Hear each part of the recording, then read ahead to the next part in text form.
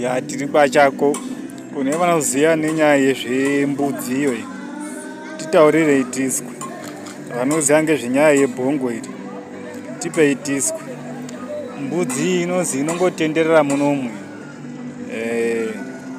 hameno kuti inyaya yei pambudzi. Saka vane zvekuziya